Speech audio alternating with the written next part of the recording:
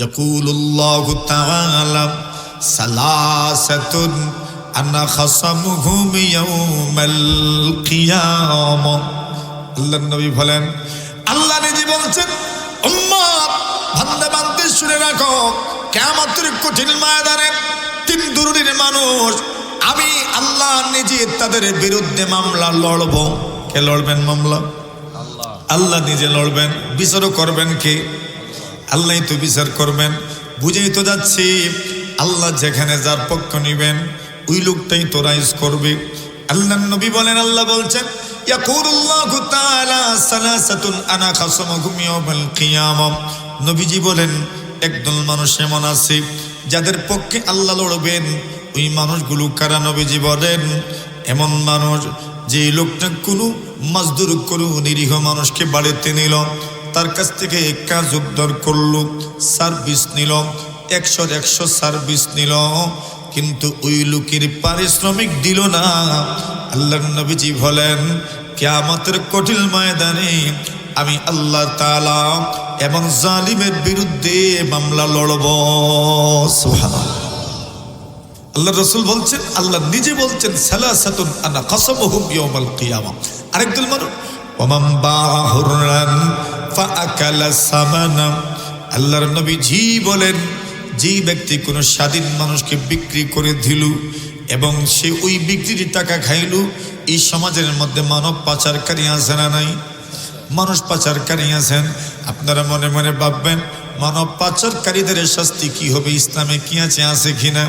ইসলাম এমন একটা জীবন বিধান, যে জীবন বিধানের মধ্যে সব কিছু বিদ্যমান আছে, সব বিধান আছে। আল্লাহ রাসূল বলেন, আল্লাহ নিজে বলছেন, কোন মানুষ যদি কোন স্বাধীন মানুষকে পাচার করে দেয়, কোন স্বাধীন মানুষকে যদি সে পাচার করে, আল্লাহর হাবিব বলেন, কোন স্বাধীন মানুষকে যদি আপনি বিক্রি করে দেন, কিছু মানুষ, কিছু একটা চক্র আছে, এক দেশের কন্যাদেরকে আরেক দেশের মানুষের কাছে বিক্রি করে দেয়, এক দেশের মানুষকে আরেক দেশের মানুষের কাছে বিক্রি করে দেয়। আল্লাহ রাসূল বলছেন, আল্লাহ বলেন, ওই নিরীহ মানুষগুলোর পক্ষে আমি আল্লাহ নিজে কিয়ামতের দিন দাঁড়িয়ে যাব। সুবহানাল্লাহ। নিরীহ মানুষ যারা হবে, এই নিরীহ মানুষগুলোর পক্ষে কে থাকবেন? আল্লাহ থাকবেন। আল্লাহর হাবিব বিশ্ব নবীজি মুহাম্মদুর রাসূলুল্লাহ সাল্লাল্লাহু আলাইহি ওয়াসাল্লাম বলেন, তুমি যদি পক্ষান্তরে নিরীহ মানুষের পক্ষে কাজ করতে পারো, আল্লাহর হাবিব বলেন, আল্লাহু ফি আউনিল আবদ মা কানাল আবদু ফি আউনি আখিহি। আল্লাহর নবী বলেন, আল্লাহ ততক্ষণ পর্যন্ত একজন মানুষের সাহায্যে থাকবেন যতক্ষণ পর্যন্ত আপনি তার সহযোগিতায় থাকবেন। আল্লাহ রাসূল বলেন, আল্লাহ পাক আপনাকে ততক্ষণ সাহায্য করবেন যতক্ষণ পর্যন্ত আপনি কোন নিরীহ মানুষের সহযোগিতায় থাকবেন। সুবহানাল্লাহ। ইন্নাল্লাযীনা ইয়াকুলুনা আমওয়ালাল ইয়াতামা যুলমান إنما يأكلون في بطونهم نارا وسيصلون سعيرا.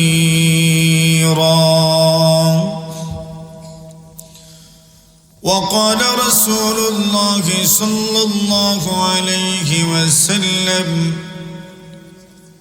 أنا وكافل اليتيم في الجنة كهاتين وأشار إلى السبابة والوسطى أو كما قال عليه الصلاة والسلام. آمنت بالله صدق الله مولانا العظيم وصدق رسوله النبي الكريم ونحن على ذلك لمن الشاهدين والشاكرين والذاكرين والحمد لله رب العالمين.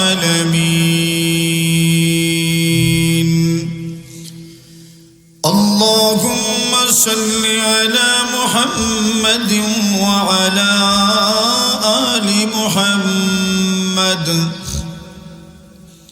كما صليت على إبراهيم وعلى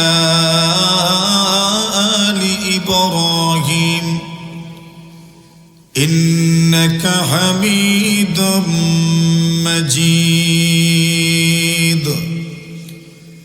اللهم بارك على محمد وعلى آل محمد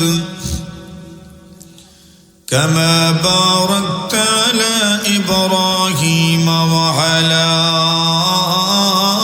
آل إبراهيم إنك حميد مجيد لا إله إلا الله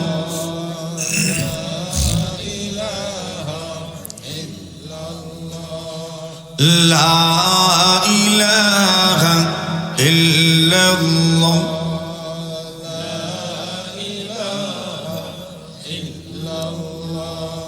لا إله إلا الله محمد رسول الله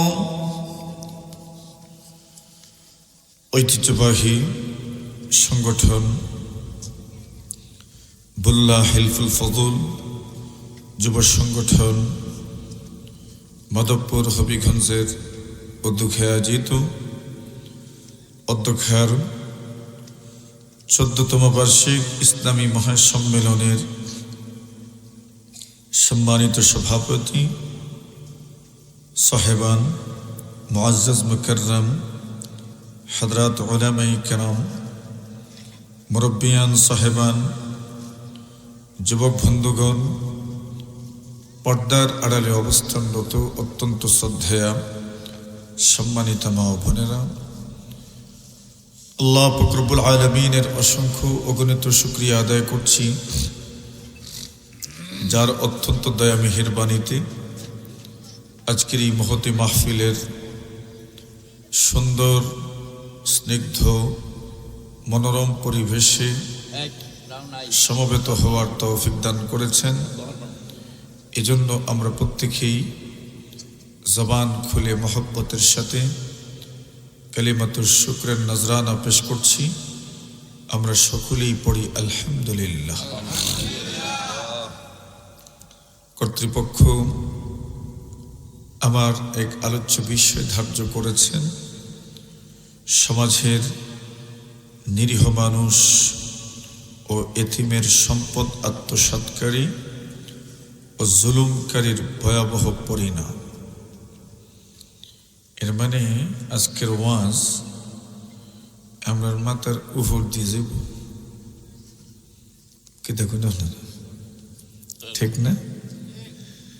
আর এই জাত ওয়াজে খুশি হইবেন যে এটার কোনো সুযোগই নেই, কিন্তু এই ওয়াজ আমাদের জীবনে অত্যন্ত জরুরি একটা বিষয়। হাদিস শরীফে রাসূল আকরাম সাল্লাল্লাহু আলাইহি ওয়াসাল্লাম বলেন, আয-যুলমু যুলুমাতুন ইয়াউমাল কিয়ামা। দুনিয়ার হবে না, এদেরকে যতক্ষণ পর্যন্ত আলাদা করবেন না এদের গপ শেষ হইতো না। আলাদা করে দেন এদেরকে।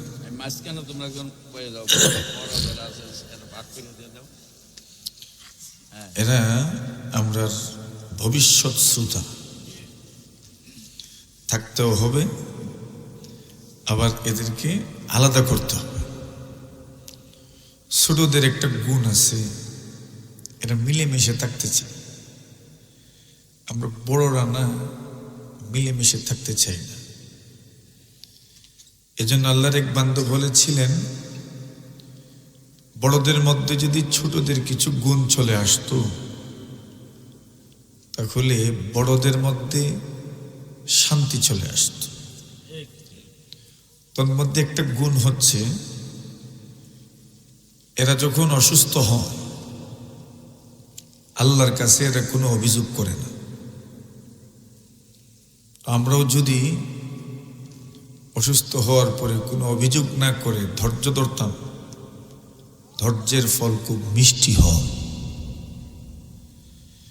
2 নম্বর একটা গুণ আছে এদের, এরা একসাথে পয়সা খায়, ঠিক না? ওই গুণটা যদি বড়দের মধ্যে চলে আসতো, ইন্নাহুম আখালু জামিয়া মুজতামিঈন, একসাথে পয়সা খায়, ওই গুণটা যদি বড়দের মধ্যে চলে আসতো তাহলে আমরা বড়দের মধ্যে মিল মহব্বত তৈরি হইত।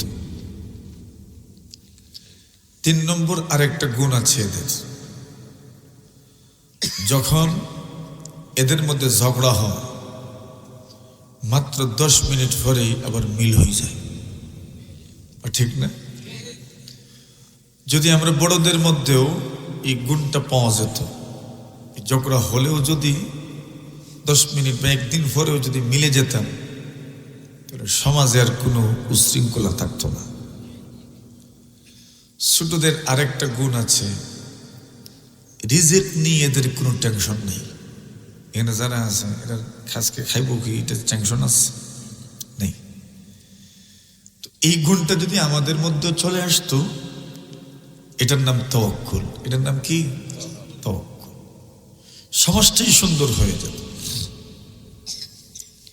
এজন্য আমাদের বুজুর্গরা বলতেন, ছোটদের কিছু গুণ আমাদের বড়দের চেয়ে অনেক ভালো। এরা থাকলে পরে মাহফিলের রৌনক বাড়ে, কিন্তু এদেরকে সামলাইতে হয়। যেভাবে আজকে সামলাইছেন আপনারা, ঠিক আছে। রাসূল বলছেন, আয-যুলমু যুলুমাতুন ইয়াওমাল কিয়ামা, দুনিয়ার এক জুলুম কিয়ামতের দিন শত অন্ধকারকে সামনে নিয়ে আসে। অন্ধকার রজনীতে মানুষ যেভাবে চলতে পারে না, জালিম কিয়ামতের দিন সঠিক পথের দিশা পাবে না, জাহান্নামের অতল গহ্বরে নিমজ্জিত হবে। যারা জালিম হন,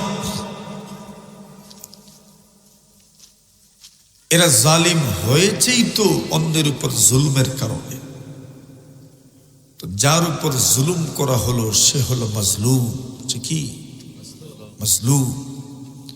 আর মাজলুম যখন দোয়া করে, মাজলুমের দোয়া আল্লাহ খুব দ্রুত কবুল করে নেন। আল্লাহ রাসূল বলেন, ইত্তাকি দাওয়াতাল মাজলুম فإنه ليس بينه وبين الله حجاب। আল্লাহর নবীজি বলেন, মাজলুমের বদদোয়া থেকে বেঁচে থাকো। فإنه ليس بينه وبين الله حجاب। নবীজি বলছেন, মাজলুম যখন দোয়া করে আল্লাহ দ্রুত মাজলুমের দোয়া কবুল করে নেন, খুব দ্রুত কবুল হয়ে যায়। জুলুম এমন এক পাপের নাম, দুনিয়াতে এর শাস্তি ভোগ করতেই হবে। সব পাপের শাস্তি পরকালের জন্য বরাদ্দ থাকলেও জুলুম নামক পাপের শাস্তি দুনিয়াতেও বরাদ্দ থাকে। যারা জুলুম করেছে এদের খানদানের কোনো না কোনো, খানদান বুঝেন আপনারা, বংশ, এদের বংশধরের কোনো না কোনো একটা জায়গায় এসে ওই জুলমের পরিণতি ভোগ করতে হবে। এটা আমাদের চোখের সামনে। এই যে নবী বলছেন, জুলুম এমন এক অপরাধের নাম যার জন্য আল্লাহ কিয়ামতের শাস্তি তো রেখেছেন, দুনিয়াতেও শাস্তি আছে। হাদিস শরীফে রাসূল আকরাম সাল্লাল্লাহু আলাইহি ওয়াসাল্লাম বলেন, আতাদরুনা মাল মুফলিস। নবীজি বলেন, শুরু সাহাবীরা আমার দরিদ্র মানুষকে একটু ভালো দেখি। আল্লাহর নবীজির সাহাবীরা বলেন, ইয়া রাসূলুল্লাহ মাল্লা দিরহাম লাহু ওয়ালা দিনার, যার টাকা নাই পয়সা নাই সেই তো মিসকিন, সেই তো দরিদ্র।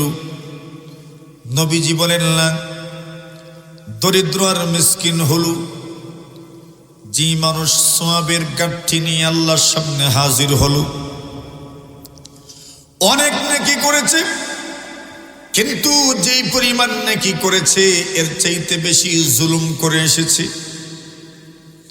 নবীজি বলেন, আমার সামনে দণ্ডায়মান হয়েছে, লাতামা হাযা ওয়া শাতামা হাযা, দুনিয়াত কাউকে লাথি মেরেছে, কাউকে থাপ্পড় দিয়েছে, কাউকে গালি দিয়েছে।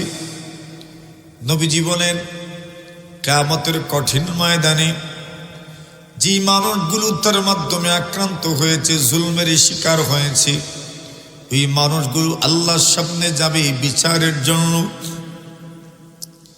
আল্লাহ বলবেন, কি বিচার তুমি আমার আদালতে দায়ের করো।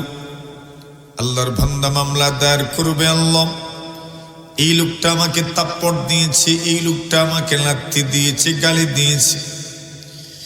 আল্লাহর হাবিব বলেন, আল্লাহ পাক বিচার করবেন, যেই মানুষ মাজলুম হয়েছে ওই মাজলুম কি বলা হবে, তুমি আজ তার বিরুদ্ধে যত অভিযোগ এনেছো আমি তাকে তোমার সামনে জিজ্ঞাসা করছি, তুমি কি সত্যি তার উপর জুলুম করেছো? আল্লাহর বান্দা জবাব দেবে, আল্লাহ সত্যি আমি এই অপরাধী। আল্লাহ বলবেন, তার বিনিময় দাও। কি বিনিময় দিব আল্লাহ? আল্লাহ বলেন, তোমার নেকি দাও। নেকি দিবি, দিতে দিতে দিতে দিতে তার নেকি শেষ হয়ে যাবে, কিন্তু অপরাধের পাল্লা এখনো শেষ হয় নাই। আল্লাহ বলবেন, নেকি তো নাই, যত মানুষের উপর তুমি জুলুম করেছো ওই মানুষগুলোর গুনাহ তুমি নিতে থাকো। আল্লাহর হাবিব বলেন, ওই মানুষগুলোর গুনাহ নিতে নিতে এইবার তার পিঠে যেন গুনাহের বোঝা আল্লাহ উঠায়া দিলেন। আল্লাহর হাবিব বলে, সাহাবীরা আমার, ফলাফল কি? নাকি তো শেষ হয়ে গেল, গুনাহের বোঝা বড় হয়ে গেল। এইবার শাস্তি স্বরূপ আল্লাহ বলবেন, তুমি জান্নাতে তো আর যেতে পারো না, জাহান্নামে যাও। নবীজি বলছেন, ওই মানুষটাই হচ্ছে সবচেয়ে দরিদ্র, সবচেয়ে গরিব, সবচেয়ে মিসকিন, সবচেয়ে ফকির। থাকতেও নাই, যা ইনকাম করেছে এর চাইতে বেশি ব্যয় করছে। আল্লাহর হাবিব বলেন, সাহাবীরা, এমন মানুষের মতো মুফলিস, এমন মানুষের মতো দরিদ্র মানুষ এই জমিনে দ্বিতীয় জন আর কেউ নাই। আল্লাহর নবীজি বলেন, জুলমের কি কঠিন পরিস্থিতি হবে। নবীজি সাল্লাল্লাহু আলাইহি ওয়াসাল্লাম সাহাবায়ে কেরামদেরকে যখন সাদকা উসুল করার জন্য প্রেরণ করতেন, নবীজি বলতেন, ওয়া ইয়াকা ওয়া কারাইমা আমওয়ালিহিম। আল্লাহর নবী বলতেন, খবরদার, মানুষের সবচেয়ে প্রিয়, সবচেয়ে উন্নত জিনিসটা তোমরা নিয়ে না আসবা। কেন জানো নি? যখন তার উন্নত জিনিস তুমি নিয়ে আসতে চাইবে তার মনটা খারাপ হবে, এটাও জুলুমের অন্তর্ভুক্ত। আল্লাহর হাবিব বলেন, ইত্তাকি দাওয়াতাল মাজলুম ফাইন্নাহু লাইসা বাইনাহু ওয়া বাইনাল্লাহি হিজাব। আল্লাহর নবী বলেন, মাজলুম যেই মাত্র দোয়ার জন্য হাত তুলবে আল্লাহ তার দোয়া কবুল করে নেবেন।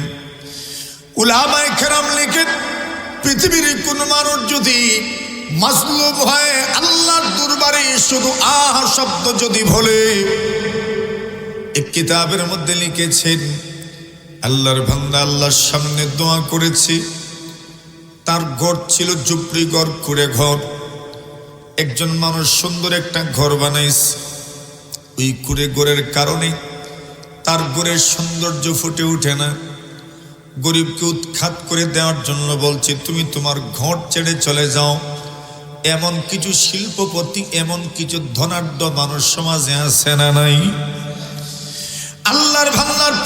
বিটে মাটি, সেই পৈতৃক বিটে মাটি থেকে তাকে যখন উৎখাত করে দেওয়ার ষড়যন্ত্র তারা কষতে থাকলো, লোকটা একদিন বাড়িতে নাই, তার ঘরটা মাটির সঙ্গে মিশিয়ে দেওয়া হলো, ভেঙ্গে দেওয়া হলো।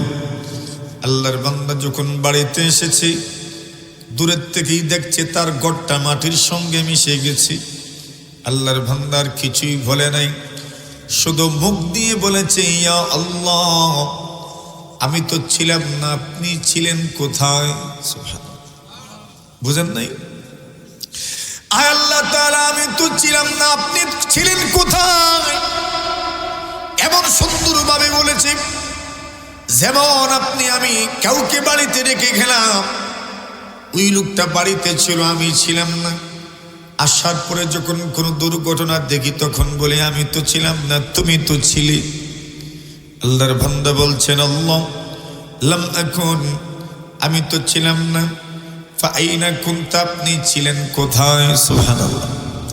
আর কিছু বলতে হয় নাই, আর কিছু বলতে হয় নাই। ইত্তাকি দাওয়াতাল মাজলুম ফাইন্নাহু লাইসা বাইনাহু ওয়া বাইনাল্লাহি হিজাব। মাজলুমের বদদোয়া থেকে বেঁচে থাকো, মাজলুমের দোয়া কবুল হতে দেরি হয় না। শুধু এতটুকু বলেছে, লাম আকুন, আমি তো ছিলাম না। ফাআইনা কুনতা, আপনি ছিলেন কোথায়? যেই মাত্র বলেছে আল্লাহ আমি তো ছিলাম না, আপনি ছিলেন কোথায়, এমনিতেই দেখা যায় এত সুন্দর অট্টালিকা, এত সুন্দর প্রাসাদ ধর ধর ধর ধর করে মাটির সঙ্গে মিশে গেছে। জোরে বলে, এই কদরত ক্ষমতা আল্লাহর আছে না নাই? জোরে বলে। আল্লাহর হাবিবুল উম্মত, এই পৃথিবীর মধ্যে এমন অনেক জাতি ছিল যেই জাতিদেরকে আল্লাহ পরওয়ারদিগারে আলম জুলমের কারণে ধ্বংস করে দিয়েছেন। অন্যের সম্পদ যারা আত্মসাৎ করে, এই মানুষগুলো শুধু নিজেরাই ক্ষতিগ্রস্ত হয় না, পুরা জাতির জন্য তারা ক্ষতির উপলক্ষ হয়ে যায়। আল্লাহ রাসূল সাল্লাল্লাহু আলাইহি ওয়াসাল্লাম বলেন, আব্দুল্লাহ ইবনে ওমর বর্ণনা করেন, আল্লাহ রাসূল একদিন আমাদের সামনে আসলেন, ফাআকবালা আলাইনা, আমাদের দিকে মুখ করলেন, আমাদের দিকে মুখ করে বললেন, ইয়া মাশারাল মুহাজিরিন। আল্লাহর নবী বললেন, আরে মুহাজির সাহাবীরা আমার, ভুল্লায় যদি কেউ আসেন বলবেন ভুল্লাবাসী, বানেশ্বরে যদি কেউ যান বলবেন বানেশ্বরবাসী, আন্দিওরা রোডে কেউ গেলে বলবেন আন্দিওরাবাসী, বেজোড়ায় কেউ গেলে বলবেন বেজোড়াবাসী। এভাবেই তো মানুষকে সম্বোধন করা হয়। আল্লাহ রাসূল সম্বোধন করেছেন, ইয়া মাশারাল মুহাজিরিন, মুহাজিরদেরকে সম্বোধন করে বলছেন, খামসুন ইযাবতুলিতুম বিহিন্না ওয়া আউযু বিল্লাহি মিন আন তুদরিকুহুন্না। নবী বলেন, পাঁচটি অবদ অভ্যাস আমি আল্লাহর কাছে আশ্রয় প্রার্থনা করছি, তোমরা যেন এই বদ অভ্যাসে অভ্যস্ত না হয়ে যাও। এর মধ্যে প্রথমেই বলছেন অশ্লীলতার কথা, ওদিকে আমরা যাব না। 2 নম্বরে বলছেন, পৃথিবীর কোন জাতি ওয়ালাম ইয়ানকুসুল মিকিয়াল ওয়াল মিজান, কোন মানুষ যদি ওজনে কম দে, মাপে কম দে, আছে কম না, এটা জুলুম না? আল্লাহ তাআলা কোরআনে মাজিদের মধ্যে বলছেন, ওয়াইলুল লিল মুতাফফিফিন। সূরার নামই হচ্ছে সূরা তাতফিফ, সূরা মুতাফফিফিন। আল্লাহ বলছেন, ওয়াইলুল লিল মুতাফফিফিন। আল্লাহ বলেন, নবীজি গো, যারা ওজনে কম দেয়, মাপে কম দেয়, এদের জন্য রয়েছে দুর্ভোগ, জাহান্নামের শাস্তি রয়েছে তাদের জন্য। এবার রাসূল বলছেন, ওয়ালাম ইয়ানকুসুল মিকিয়াল ওয়াল মিজান। নবীজি বলছেন, কোন জাতি যদি ওজনে কম দে, মাপে কম দে, তবে শাস্তিটা কেমন? নিজের ব্যক্তিগত শাস্তি তো আছে, রাসূল বলছেন জাতিগত শাস্তি, সমাজগত শাস্তি আল্লাহ দেন। ইল্লা উখিযু বিসসিনিন। নবী বলছেন, কোন জাতি যদি ওজনে কম দে, মাপে কম দে, নবীজি বলছেন ওই জাতিকে আল্লাহ শাস্তি দেন। কি শাস্তি? দুর্ভিক্ষের শাস্তি দেন। কি বলেন না? দুর্ভিক্ষ কষ্ট শুধু একজনেই কষ্ট পায়, সবাই। ওয়ালাম ইয়ানকুসুল মিকিয়াল ওয়াল মিজান ইল্লা উখিযু বিসসিনিন। আল্লাহর হাবিব বলছেন, কোন মানুষ যদি ওজনে কম দেয়, কোন মানুষ যদি মাপে কম দেয়, আল্লাহর নবী বলেন আল্লাহ পাক তাদেরকে দুর্ভিক্ষ দিয়ে পরীক্ষা করেন। 2 নম্বর ওয়াশিদ্দাতিল মাউনা, নবী বলছেন আল্লাহ পাক জিনিসপত্রের দাম বৃদ্ধি করে দেন। বলেন হয় নাই? হয় নাই? হয় না? আল্লাহর হাবিব বলেন ওয়াশিদ্দাতিল মাউনা, জিনিসপত্রের দাম বেড়ে যায়। আল্লাহর হাবিব বলেন ওয়া জাওরিস সুলতানি আলাইহিম, 3 নম্বর শাস্তি দেন, আল্লাহ জালিমদেরকে আমাদের উপর কর্তৃত্ব দিয়ে দেন। ঠিক কিনা? পুরো দুনিয়াতে তো এই হালত। এখন আমার ব্যক্তিগত অপরাধ কোন কোন সময় এই অপরাধ জাতিগত অপরাধে রূপান্তরিত হয়ে যায়। সবাই ওজনে কম দেয়, সবাই মাপে কম দেয়, এমন মানুষের সমাজে আছে না? নাই? চুরি করে গ্যাস পাম্পে দেখবেন গ্যাস দেয় না, বাতাস ঢুকাই দেয়। তেল পাম্পে দেখবেন 10টা একটা মাইরা খায়। কথা কর না, 10টা কিনবেন তো 9টা দিব, একটা মাইরা খাবে। আল্লাহর হাবিব বলেন ওয়ালাম ইয়ানকুসুল মিকিয়াল ওয়াল মিজান ইল্লা উখিযু বিসসিনিন ওয়াশিদ্দাতিল মাউনা ওয়া জাওরিস সুলতানি আলাইহিম। এমন কঠিন শাস্তি আল্লাহ তাআলা জালিমদের জন্য রেখেছেন। আল্লাহ তাআলা কোরআনে মাজিদের মধ্যে বলেন ওয়ালা তারকানু ইলাল্লাযিনা যালামু, আল্লাহ বলছেন তুমি জালিমদের পক্ষাবলম্বন করো না। জালিম তো হইবেই না, জালিম তো হবেই না, জালিমের পর্যায়ে তো যাবেন না। জালিমদের প্রতি সামান্য পরিমাণ দুঃখ দরদ যেন না থাকে। জালিম যারা হয়ে যাবে এদের প্রতি সামান্য সমর্থন যেন না থাকে। যদি থাকে তো কি হবে? ফাতামাসসাকুমুন নার, আল্লাহ বলছেন জালিমের পক্ষাবলম্বন যদি করু, আল্লাহ রাসূল বলছেন তবে অপেক্ষায় থাকো, জাহান্নামের আগুনের লেলিহান শিখা আপনাকে স্পর্শ করবে। নাউজুবিল্লাহ বলেন। কি বলছেন আল্লাহ? জালিমদের পক্ষাবলম্বন করো না। এই সমাজ ব্যবস্থায় কত মানুষ আছে জালিমদের পক্ষাবলম্বন করে, আছে না নাই? কথা কোন আছে না নাই? এই সমাজে তো মানুষ গরিবদের সম্পদ আত্মসাৎ, নিরীহ মানুষের সম্পদ আত্মসাৎ করার জন্য সবচেয়ে পারঙ্গম। আমাদের সমাজে মানুষ বলে গরিবের সম্পদে বুঝি ধনীর 12 আনা হক। এই কথা নাউজুবিল্লাহ তো বলছেন ঠিকই আছে, কিন্তু সমাজের বাস্তবতা কিন্তু এরকমই। সমাজের বাস্তবতা হলো যে লোকটা গরিব, এই গরিবের সম্পদ আত্মসাৎ করার জন্য ধনীরা খাপ ধরে বসে থাকে। ওই মানুষ বলে এই লোকটা গরিব হলো, এর মানে তার সম্পদ রক্ষার অধিকারটুকু যেন তার নাই।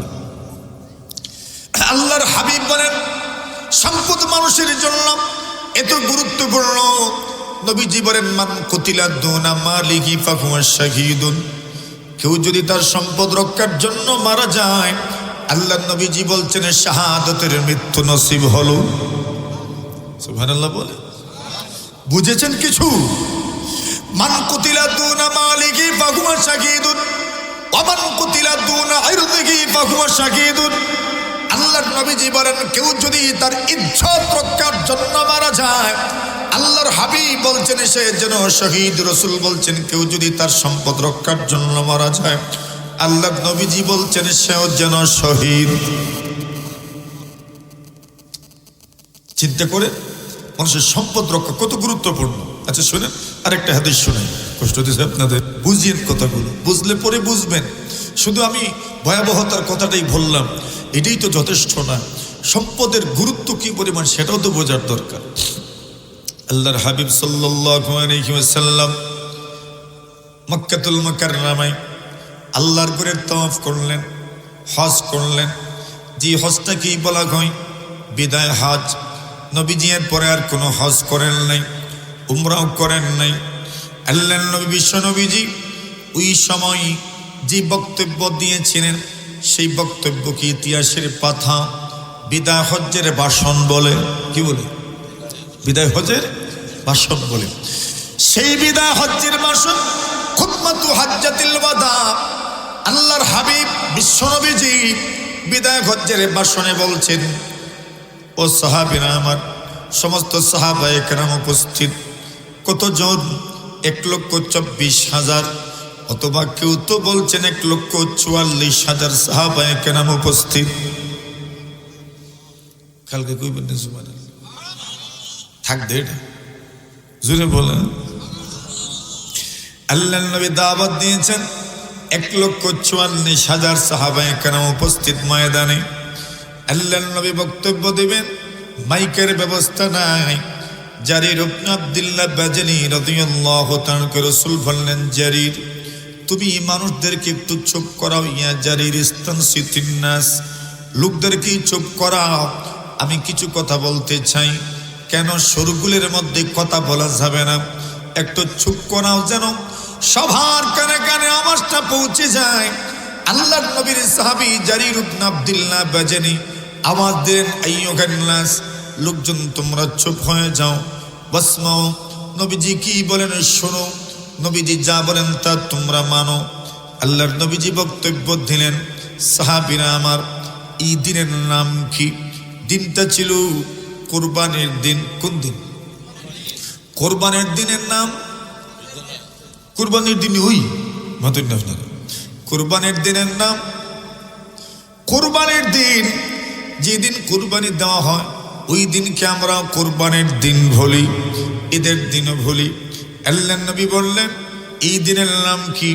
সাহাবায়ে কেরামের জানা আছে দিনের নাম কুরবানির দিন, কিন্তু সাহাবীরা মনে মনে ভাবলেন, আল্লাহর নবীজি যখন জিজ্ঞাসা করছেন এই দিনের নাম কি, মনে হয় নবীজি অন্য কোনো নাম বলবেন, এই জন্য বললেন, আল্লাহু ওয়া রাসূলুহু আ'লাম, আল্লাহ এবং তার রাসূল বেশি জানেন। আল্লাহর নবীজি বললেন, সাহাবীরা আমার, এই দিন কি কুরবানির দিন নয়? নবীজির সাহাবীগণ বলেন, নবীজি গো, হ্যাঁ কুরবানির দিনই তো, কিন্তু আমরা কেন জবাব দিই নাই? কারণ হলো আপনি জীবিত আছেন, ওহী নাজিল হচ্ছে এখনো, হতে পারে দিনের নামটা পরিবর্তন হয়ে যেতে পারে, বলে তো লজ্জা পেয়ে লাভ নাই, এই জন্য দিনের নাম বলি নাই জানা থাকা সত্ত্বেও। আল্লাহ রাসূল বললেন, ঠিক আছে, এই মাসের নাম কি? নবীজি প্রশ্ন করলেন, কুরবানির দিন কোন মাসে আসে? বিবাড়ির এই বাদপুরের মানুষ সব জানে, আলহামদুলিল্লাহ। এটা অনেক মানুষ জানে না। কুরবানির দিন কোন মাসে আসে? যুলহিজ্জা মাসে কুরবানির দিন হয়। আল্লাহর নবীজি জিজ্ঞাসা করলেন, আইয়ু শাহরিন হাযা, ওই মাসের নাম কি? আল্লাহর নবীর সাহাবীগণ জবাব দিলেন, আল্লাহু ওয়া রাসূলুহু আ'লাম, আল্লাহর নবী বেশি জানেন, আল্লাহ এবং আল্লাহ বেশি জানেন। আল্লাহর নবী বলেন, এই দিন কি, এই মাস কি যুলহিজ্জা মাস নয়? সাহাবীগণ বললেন, জি ইয়া রাসূলুল্লাহ, যুলহিজ্জা মাসই তো। বলি নাই কেন? নতুন নাম তো আসতে পারত। আল্লাহ রাসূল সাল্লাল্লাহু আলাইহি ওয়াসাল্লাম আরো কিছুক্ষণ অপেক্ষা করলেন, আবার প্রশ্ন করলেন, আইয়ু বালাদিন হাযা, সাহাবীরা রে আমার, ওই শহরের নাম কি? সুবহানাল্লাহ, কোন শহরে? মাশাআল্লাহ, কোন শহরে? হস্ত হচ্ছে মক্কা শহরে। আল্লাহর হাবিব বলেন, আইয়ু বালাদিন হাযা, সাহাবীরা আমার, এই শহরের নামটা কি? সাহাবীগণ জবাব দিলেন না। সাহাবায়ে কেরাম বলেন, আমরা কোনো জবাব দিলাম না, আমরা বললাম, আল্লাহু ওয়া রাসূলুহু আ'লাম, আল্লাহ এবং তার রাসূলই বেশি জানেন। ফাসাকাতা, নবীজি চুপ থাকলেন। হাত্তা জানান্না আন্নাহু সায়ুসাম্মিহি বিগাইরি ইসমিহি, আমরা মনে মনে ভাবলাম নবীজি মনে হয় নতুন কোনো নাম দিবেন, কিন্তু না, নতুন কোনো নাম দিলেন না। আল্লাহর নবীজি সেই নামটাই বললেন যেই নামটা আমাদের জানা আছে। কোরআনে মাজিদের মধ্যে ওই শহরকে বলা হয় আল বালাদুল হারাম। সুবহানাল্লাহ বলেন। যেই শহরের কসম আল্লাহ করেছেন, যেই শহরের শপথ আল্লাহ করেছেন, লা উকসিমু বিহাদাল বালাদ, আল্লাহ ওই শহরের কসম করেছেন, ওয়াত্তিন والزيتون وطور سينين وهذا আল্লাহ তাআলা কসম করেছেন, মক্কা নগরীর কসম করেছেন। এই শহরের জন্য আল্লাহর পয়গম্বর ইব্রাহিম আলাইহিস সালাতু ওয়াস সালাম দোয়া করেছেন, আল্লাহ রাব্বি জাল হাযা বালাদান আমিনা, আয় আল্লাহ এই শহরকে আপনি নিরাপত্তার শহর বানায়া দেন, এই শহরকে আপনি সম্মানের শহর বানায়া দেন। আল্লাহ পাক শহরটাকে সম্মানের শহর বানায়া দিয়েছেন। ওই শহরের ভিতরে কোনো ধরনের যুদ্ধ করা যায় না।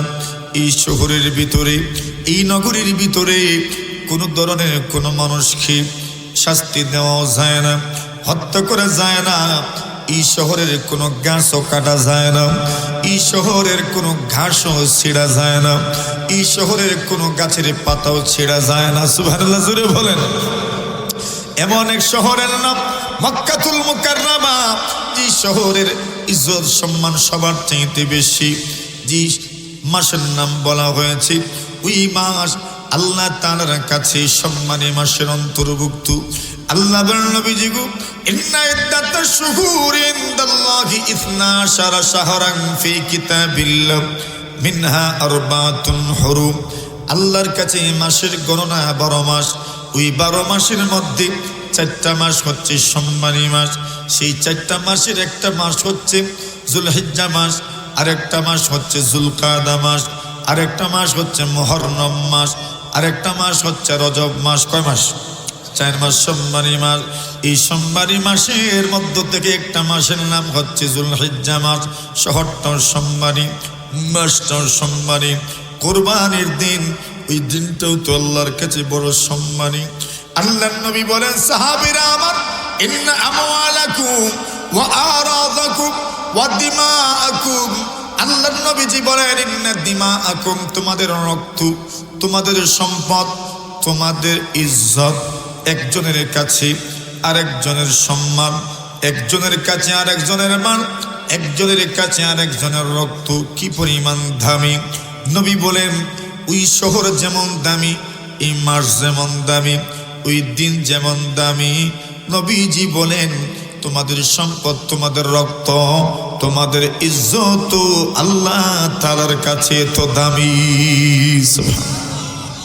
বুঝেছেন কথাটা? এখন বুখারী শরীফের বর্ণনা, রাসূল বলছেন, এই শহর যেমন দামি, এই মাস যেমন দামি, এই দিন যেমন দামি, এই দিনের যেমন বেইজ্জতি করা যাবে না, এই শহরের যেমন ইনসাল্ট করা যাবে না, অমর্যাদা করা যাবে না, এই মাসের যেমন অমর্যাদা করা যাবে না, তোমাদের একজনের রক্ত আরেকজনের কাছে এত মূল্যবান, তার রক্ত তুমি প্রবাহিত করতে পারবা না। সুবহানাল্লাহ বলেন। তার সম্পদ তোমার কাছে এত মূল্যবান, তার সম্পদ তুমি আত্মসাৎ করতে পারবা না। নবী বলছেন, তার ইজ্জত তোমার কাছে এত গুরুত্বপূর্ণ, তার ইজ্জতের উপর হামলা করতে পারবা না। এজন্যই গীবতকে হারাম করা হয়েছে। কি করা হয়েছে? গীবত কেন হারাম? গীবত মানে আরেকজনের অনুপস্থিতিতে তার ইজ্জতের উপর হামলা করা। গীবত হারাম। কেন হারাম? তার ইজ্জত রক্ষার জন্য হারাম। সুবহানাল্লাহ, জোরে কোন। আল্লাহর হাবিব সাল্লাল্লাহু আলাইহি ওয়াসাল্লাম সাহাবায়ে কেরামদের কি বলেছেন, সাহাবীরা আমার, কোনোভাবেই তুমি হারামের দিকে ঝুঁকবা না। আল্লাহর নবীজি বলছেন, কোনোভাবেই তুমি জুলমের প্রতি অগ্রসর হইবা না। নবী বলছেন, কোনোভাবেই তুমি কারো সম্পদ আত্মসাৎ করবা না। আল্লাহর নবী বলেন, কোনো মানুষের জন্য লা ইয়াহিল্লু লিমরিইম মুসলিমিন, আল্লাহর নবীজি বলেন, কোনো মুসলমানের জন্য হালাল নয়, মালা গায়রিহি ইল্লা বিতিবি নাফসিহি, যতক্ষণ পর্যন্ত সে খুশি না হয়ে, সন্তুষ্ট না হয়ে আপনাকে কিছু না দিবে, নবী বলছেন ততক্ষণ পর্যন্ত আপনি তার সম্পদ আত্মসাৎ করতে পারবেন না। সামান্য যদি নিয়ে যান, সেটার জন্য আল্লাহর আদালতে আপনাকে জবাবদিহিতা করতে হবে। ইব্রাহিম বিন আদহাম রাহিমাহুল্লাহু তাআলা, আল্লাহর বান্দা, ঘর থেকে বের হয়েছেন আল্লাহর ইবাদত করার জন্য। মনে মনে নিয়ত, মক্কায় ইবাদত করবেন, মদিনায় ইবাদত করবেন। বাইতুল মাকদিসে ইবাদত করবেন। হাদিস শরীফের মধ্যে আসছে ওই 3 মসজিদের দিকে আপনি যেতে পারেন, সফর করে যেতে পারেন নামাজের উদ্দেশ্যে, ইবাদতের উদ্দেশ্যে। আর দুনিয়ার কোনো মসজিদে ইবাদত করার জন্য আপনি সফর করতে পারবেন না। আপনার নিজের মহল্লার মসজিদে আপনার কাছে গুরুত্বপূর্ণ। সুবহানাল্লাহ বলেন। তবে এই 3 মসজিদ, কেননা আল্লাহর খানায়ে কাবা মসজিদে হারাম যদি কেউ ইবাদত করতে পারেন, নবীজি বলছেন 1 লাখ বেশি সওয়াব। আল্লাহর নবীর মসজিদ মসজিদে নববীর মধ্যে যদি ইবাদত করতে পারেন 1000-এর সওয়াব। আল্লাহর নবী বলছেন বাইতুল মাকদিসে যদি ইবাদত করতে পারেন 500-এর সমান সওয়াব। জোরে বলেন। এইবার আল্লাহর বান্দা ইব্রাহিম বিন আদহাম ঘর থেকে বের হয়েছেন, ইবাদত করবেন মসজিদে হারামে, মসজিদে নববীর মধ্যে। আল্লাহর বান্দা ইবাদত করবেন বাইতুল মাকদিসে। মদিনার বাজার থেকে খেজুর কিনেছেন, খেজুর কিনতে গিয়ে একটা ভুল করে ফেলেছেন। উনি খেজুর পাল্লায় উড়াইছেন, আর একটা খেজুর মাটিতে পড়ে গেছে। ইব্রাহিম বিন আদহাম মনে করেছেন ওই খেজুরটা পাল্লা থেকে পড়েছে, আমার মনে হয় উনি ওই খেজুরটা উঠায় খেয়ে ফেলছেন। যে মাত্র খাইছেন, আল্লাহর ইবাদত করতে করতে রাত্রে ঘুমাইছেন, এমনিতেই স্বপ্নে দেখেন আল্লাহর 2 জন বান্দা ওনার স্বপ্নে হাজির। একজন পিছনে, আরেকজন সামনে। পিছনের জন সামনের জনকে জিজ্ঞাসা করছেন ওনার কি হয়েছে। উনি স্বপ্নেই দেখছেন, উনি বলছেন এই লোকটা আল্লাহর ইবাদতের জন্য বের হয়েছেন, কিন্তু ইবাদত করেছেন অনেক দিন। একটা দিনের ইবাদত মহান আল্লাহর দরবারে কবুল হয় নাই। কেন কবুল হয় নাই? ইব্রাহিম বিন আদহাম বলেন, আমি শুনছিলাম একজন প্রশ্ন করেছেন কেন কবুল হয় নাই। আল্লাহর বান্দা জবাব দিয়েছেন কবুল না হওয়ার কারণ হলো উনি একটা খেজুর খেয়েছেন হারাম, এই জন্য ইবাদত কবুল হয় না। আল্লাহর বান্দা এরপরই স্বপ্ন ভেঙ্গে গেল, ঘুম ভেঙ্গে গেল। ঘুম থেকে জাগ্রত হলেন, উনি বলেন আমি তাকা দেখেছি আমার পুরোটা শরীর যেন ঘেমে গেছি। কেন কেন? মদিনায় যেতে হবে, ওই খেজুরের জন্য ক্ষমা প্রার্থনা করতে হবে। আল্লাহর বান্দা আবার মদিনায় ফিরে গেলেন। মদিনায় যাওয়ার পরে ওই দোকানের পাশে যান, কিন্তু যাওয়ার পরে দেখেন যেই মালিক আগে ছিলেন ওই মালিক তোমার দেখা যায় না। আল্লাহর বান্দা ঘুরছেন, এমন সময় দোকানের মালিক ওনাকে বারবার দোকানের পাশে ঘোরাঘুরি করতে দেখে প্রশ্ন করল, ইয়া শাইখ, আল্লাহর ওলি গো, আপনি আসেন, আপনার সঙ্গে কিছু কথা আছে আমার। আল্লাহর বান্দা গেলেন আর বললেন, এই এলাকার মধ্যে আমি নতুন আসি নাই, আগে এসেছিলাম, কিন্তু একটা সমস্যার জন্য আমি আজকে এসেছি। কি সমস্যা? উনি খুলে বললেন, এই দোকানে যে একজন মুরব্বী বসতেন উনি কোথায়? আল্লাহর বান্দা বলেন, ওই মুরব্বী দুনিয়া থেকেই বিদায় হয়ে গেছেন, ইন্তেকাল করেছেন। আল্লাহর বান্দা বলেন, আপনার কোনো কথা থাকলে আপনি আমার কাছে বলতে পারেন। উনি বলেন, কথা কি আর বলবো, না বলে তো আর কোনো উপায় নাই, আপনি কে পরিচয় দেন? আমি হলাম ওনার সন্তান। আল্লাহর বান্দা ইব্রাহিম বিন আদহাম বলেন, আমি আপনার বাবার কাছ থেকে খেজুর কিনেছিলাম, একটা খেজুর আমি হারাম তরিকায় খেয়ে নিয়েছি, ওইটার মালিক হলেন আপনার আব্বা, আমি মাফি নিতে এসেছি।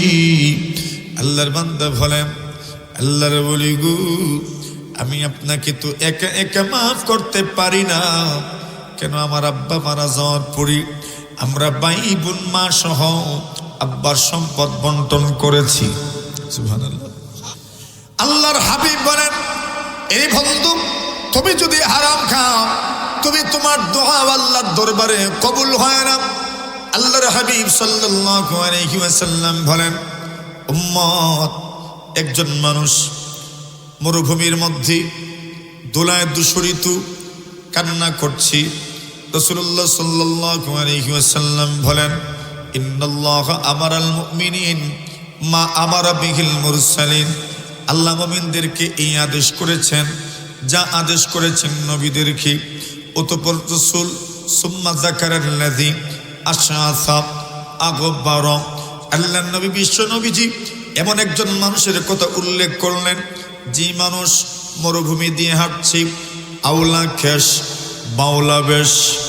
বুঝছেন?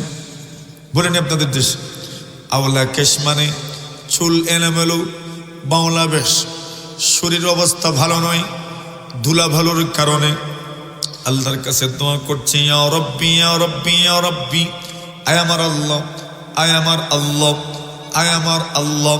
নবী বলছেন দোয়া কবুল হবে না। কেমনে? মাতামুহু হারাম, যা খাইছে তাও হারাম, ওয়া মাশরাবুহু হারাম, যা পান করেছে তাও হারাম, ওয়া মালবাসুহু হারাম।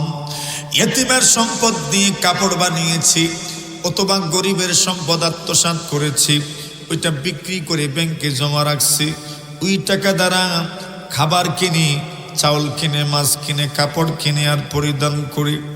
আল্লাহর রাসূল বলেন মাতামুহু হারাম, খাদ্য হারাম, ওয়া মাশরাবুহু হারাম, পানীয় হারাম, ওয়া মালবাসুহু হারাম, শরীরের পরিধেয় পোশাকটাও হারাম। ফাআন্না ইউস্তাজাবু লিযালিক, আল্লাহর নবী বলেন এই মানুষের দোয়া কিভাবে কবুল হবে? কোনোভাবেই তার দোয়া কবুল হবে না। নবীজি সাল্লাল্লাহু আলাইহি ওয়াসাল্লাম বলেন, এরে উম্মত, যদি তুমি দুনিয়ার কোনো মানুষের সামান্য পরিমাণ জায়গা যদি তুমি আত্মসাৎ করো, এই সমাজে এমন মানুষ আছে, লাঠি আছে, তার ক্ষমতা আছে, আসেনি? লাঠি আছে, লাঠি লাঠি বুঝুন না আপনারা?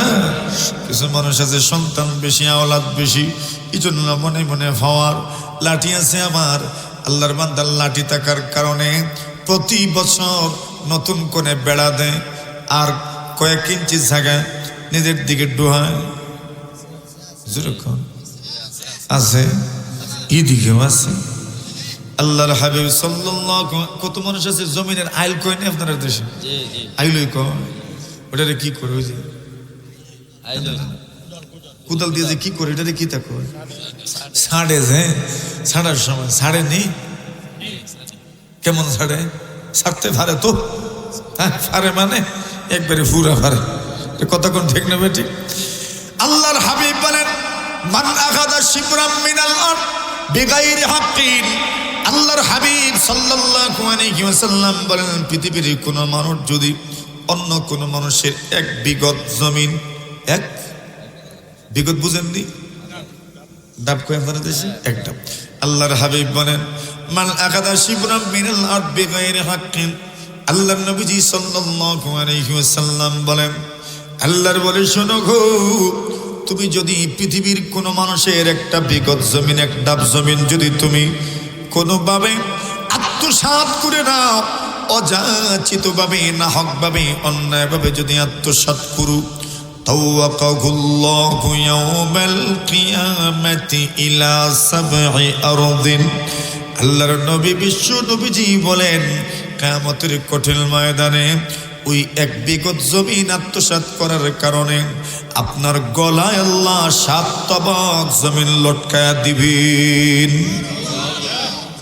বলবেন হাঁটো, জমিন নেওয়ার হাঁটো তো। এই হাদিসের আরেক ব্যাখ্যা আছে, আল্লাহ তাআলা তাকে ভূগর্ভস্থ করে দিবেন, মাটির নিচে ঢুকায়া দিবেন, 7ম জমিনের নিচে আল্লাহ তাকে ঢুকায়া দিবেন। নাউজুবিল্লাহ। আল্লাহর হাবিব বিশ্ব নবীজি মুহাম্মাদুর রাসূলুল্লাহ সাল্লাল্লাহু আলাইহি ওয়াসাল্লাম বলেন, এই সমাজের কিছু মানুষ আছে যারা গরিবের ছাগলরে মাইরালায় খাইয়াওলায়, কেউ তো আছে মুরুক টুরুক তো একবারে শেষ করে দেয়, আছে না নাই? আল্লাহর নবীজি বলেন এই পৃথিবীর কত মানুষ আছে গরিবের মুরুক, গরিবের ছাগল আত্মসাৎ করে, কিছু আছে গরু চুর, আছে না? একজন মানুষ শুধু গরুই পালে, এই গরু মানে শুধু গরু নয়, তার ভবিষ্যৎ, তার স্বপ্ন এই গরুর সাথে জড়িয়ে আছে। কত মানুষ তার মেয়ে বিয়ে দিবে, তার ছেলেকে বিয়ে করাবে, ওই গরু দিয়ে তার এই সব কাজ আঞ্জাম দিবি। তুমি তার গরু চুরি করে নিলা। আল্লাহর নবীজি বলেন, পৃথিবীর কোন মানুষ যদি কোন মানুষের গরু চুরি করে নেই, কিয়ামতের দিন যা চুরি করেছে ওই জিনিসটি সেই কাঁধে করে বহন করে নিয়ে আসবে। নবী বলেন, কেউ যদি গরু চুরি করে, ওই লোকটা যে গরু চোর তা বলতে হবে না। কিয়ামতের কঠিন ময়দানে গরুগুলো সে মাথায় করে নিয়ে আসবে। গরুগুলো হাম্বা হাম্বাও বলবে। নবীজি বলেন, কেউ যদি উট চুরি করে, কিয়ামতের কঠিন ময়দানে উটগুলো মাথায় করে বহন করে আল্লাহর সামনে নিয়ে আসবে। এমনকি বকরি যদি চুরি করো, নবীজি বলেন, বকরির মেয়ে মেয়ে সহ বকরিগুলো তুমি তোমার মাথায় করে বহন করে নিয়ে আসবা। আল্লাহর হাবিব বলেন, ইয়াতি ইয়াউমাল কিয়ামাত বিমা গাল্লা ইয়াউমাল কিয়ামা। কোন মানুষ যদি কোনো কিছুই চুরি করে, খেয়ানত করে, কিয়ামতের কঠিন ময়দানে ওই চুরির জিনিস আল্লাহর সামনে আপনি নিয়ে আসবেন। আল্লাহ সেই দিন আপনাকে ইনসাফের ফয়সালা শোনাবেন। সুবহানাল্লাহ। অনুভব করেন তো ওই দিনের অবস্থাটা কেমন হবে। এই দুনিয়াতে আপনি অন্যের সম্পদ আত্মসাৎ করেছেন, এর সহজ অর্থ দাঁড়ালো কিয়ামতের দিনের জন্য আপনি যেন আযাব আপনার সামনে এমনভাবে আসার একটা উপলক্ষ তৈরি করেছেন, আযাব থেকে আপনি ভাগতে পারবেন না। আযাব কিভাবে আসবে? অন্ধকারের মতো নেমে আসবে আপনার উপর, পথ খুঁজে পাবেন না। আল্লাহর আযাব থেকে বাঁচা, ঠিক না? নবী আকরাম সাল্লাল্লাহু আলাইহি ওয়াসাল্লাম বলেন, উপরন্তু সে যদি ইতিম হয় তবে তোর কথাই নাই। ইতিম মানে হলো এমন একজন মানুষ, যে মানুষ এমনিতেই বাবার সুখে, আল্লাহর বান্দা কাতুর, বাবা দুনিয়ার জমিনে নাই। আল্লাহ তাআলা জানায় দিয়েছেন, ওয়া আম্মাল ইয়াতীমা ফালা তাকহার ওয়া আম্মাস সাইলা ফালা তানহার ওয়া আম্মা বিনি'মাতি রাব্বিকা ফাহাদ্দিস। আল্লাহ বলেন, নবীজি গো, আমি আল্লাহ আপনাকে যত নিয়ামত দিয়েছি, সেই নিয়ামতের বিনিময়ে আপনার জীবনটা কেমন হবে, আপনার আচরণ কেমন হবে। আল্লাহ বলেন, ফাআম্মাল ইয়াতীমা ফালা তাকহার। আপনি দুনিয়ার কোন ইতিমকে দমক দিয়েন না, দুনিয়ার কোন ইতিমের উপর আপনি জুলুম করিয়েন না, দুনিয়ার কোন ইতিমের উপর আপনি জুলুম করবেন না, দুনিয়ার কোন ইতিমকে আপনি কষ্ট দিবেন না। কেন ইতিমকে যদি কষ্ট দেন কি হয়ে জানেননি? আল্লাহ পরওয়ারদিগারে আলম অন্য আয়াতের মধ্যে বলেছেন, ওয়াবুদুল্লাহ ওয়ালা তুশরিকু বিহি শাইআ। আল্লাহর ইবাদত করো, আল্লাহর সঙ্গে শিরিক করো না। আল্লাহ বলেন, ওয়াবিল ওয়ালিদাইনি ইহসানা। মা বাবার সঙ্গে সদাচরণ করো। ওয়াবিযিল কুরবা, নিকটাত্মীয়দেরকে সাথে সদাচরণ করো। ওয়াল জারি দিল কুরবা ওয়াল জারিল জুনুব ওয়াস সাহিবি বিল জাম ওয়াবনিস সাবিল ওয়াল ইয়াতামা ওয়াল মাসাকিন। আল্লাহ বলছেন, ইতিমদের সাথে সুন্দর আচরণ করো। নবীজি বলছেন, ইতিমের সাথে যদি সুন্দর আচরণ করতে পারো, আল্লাহর হাবিব বলেন কি হবে জানোনি? নবী বলেন আপনার নবী বলেছেন, আমার নবী বলেছেন, আনা ওয়া কাফিলুল ইয়াতীম ফিল জান্নাতি কাহাতাইন। আল্লাহর নবী বলেন, উম্মাহ শুনো, এই পৃথিবীর মধ্যে কেউ যদি ইয়াতীমের ভরণ পোষণ করতে পারে, আল্লাহর কোন বান্দা বান্দী যদি ইয়াতীমের ভরণ পোষণ করতে পারে, আল্লাহর নবী বলেন, আমি আর ইয়াতীমের ভরণ পোষণকারী জান্নাতের মধ্যে এইভাবে থাকব। দেখছেন আমার হাতের দিকে? আরে বলেন না, দেখছেন নি? কি দেখছেন? এই দুইটার দিকে আল্লাহ নবী বলেন, আনা ওয়া কাফিলুল ইয়াতীমি ফিল জান্নাতি কাহাতাইন। নবী বলেন, এতিমের ভরণ পোষণকারী আর আমি জান্নাতের মধ্যে এইভাবে থাকবো। কি বোঝা গেল? শুধু শুনলেই হইব না দেখাও লাগবো? শুধু শুনলইব না দেখাও লাগবো? নবী যেখানে ইঙ্গিতে কাজ চালাইছে, নবী বলেন আনা ওয়া কাফিলুল ইয়াতীমি ফিল জান্নাতি কাহাতাইন। নবী বলছেন আমি আর ইয়েতিমের ভরণ পোষণকারী জান্নাতের মধ্যে এই দুইটার মতো। যারা দেখছেন এরা বুঝবা, যারা দেখছেন না আমরা বুঝবা।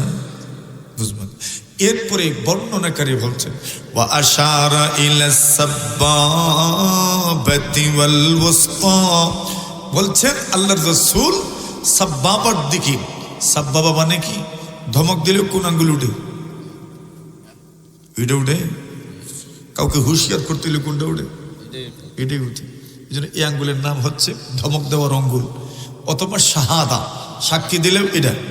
আর উস্তা মধ্যমা, এই দুইটা তুলেছেন নবীজি। আর বলছেন আমি আর ইয়েতিমের ভরণ পোষণকারী জান্নাতের মধ্যে পাশাপাশি থাকবো।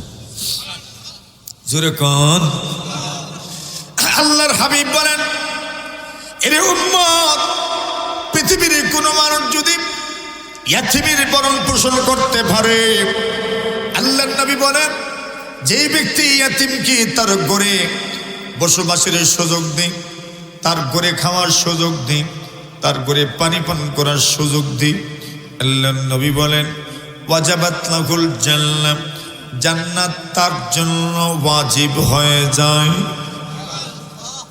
আল্লাহর নবী বলেন মান জামাল ইয়াতীমা ইলা তাআমিহি ওয়া শারাবিহি ওয়াজাবাত লাহুল জান্নাহ। আল্লাহর নবী বলেন ইয়েতিমকে যে তার ঘরে খাওয়ায়, এতিমকে যে তার ঘরে পানি পান করায়, আল্লাহর নবী বলেন তার জন্য জান্নাত ওয়াজিব হয়ে যায়।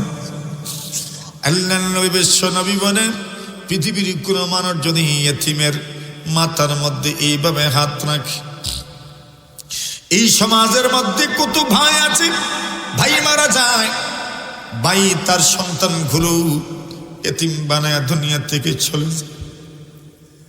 তার ভাই যারা জীবিত আছে অনেকেই তো তার সন্তানগুলোকে দেখে রাখি। কত বোন আছে যেই বোনের স্বামী মারা গেছে, আপনার ভাগনা বা ভাগ্নি সেও তো ইয়েতিম, আপনার ঘরে আছে, অথবা বোন নাই, আপনার ভাগনা ভাগ্নি আপনার ঘরে চলে আসলো। আল্লাহর নবী বলেন কোন মানুষ যদি ইয়েতিমের মাথায় হাত,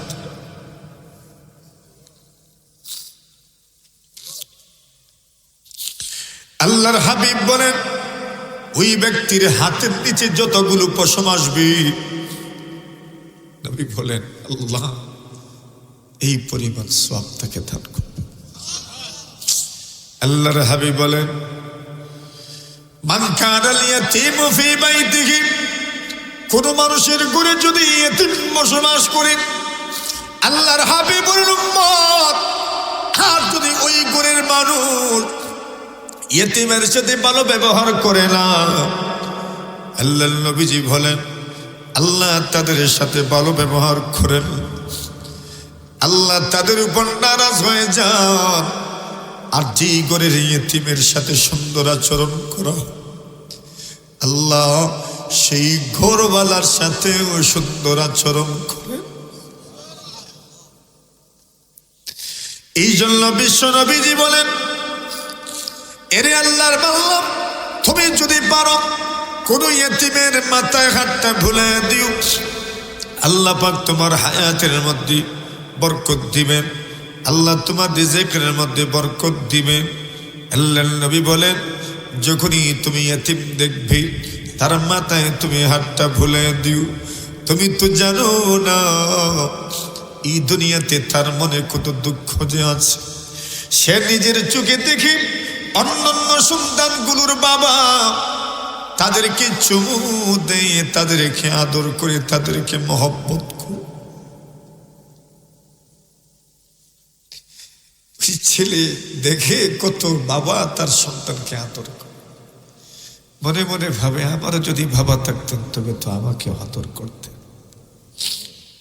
ঠিক না?